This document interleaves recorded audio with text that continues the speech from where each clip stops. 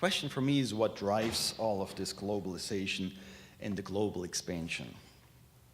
What is it that at the beginning of our modern process drove Columbus's caravels across the Atlantic Sea? What is it that led to the spread of Spanish culture in the Americas?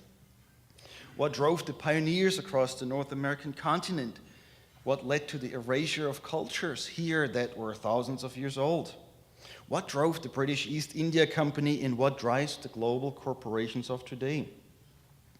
These drives cannot merely be explained by a thirst for novelty and adventure.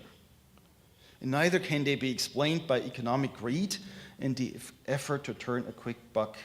That's the way we usually think about it. Perhaps it's just greed, but there is more at stake here. And here, I need to say this in this company very clearly, religion is never an uninvolved bystander.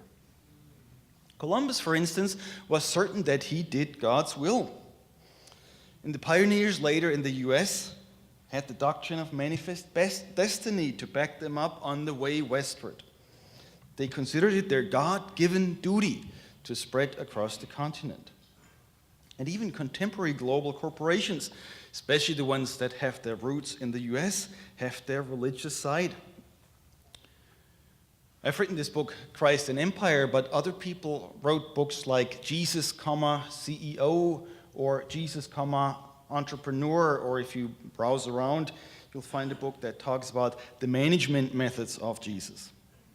You see how closely related these economic expansions are with religious images.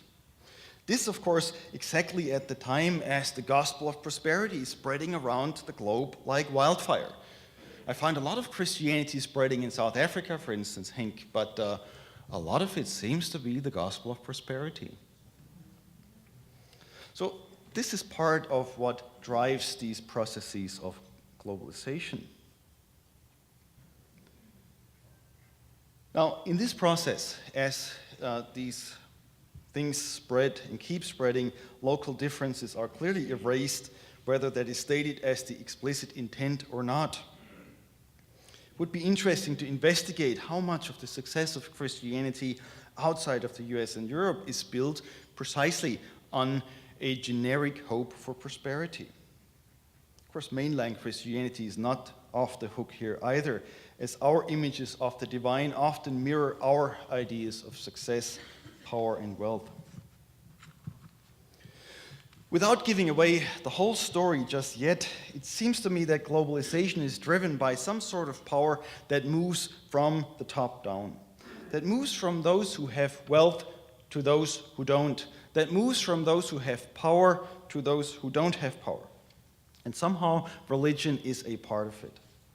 In this context, local differences are erased because those on the top assume that their way of doing things is best.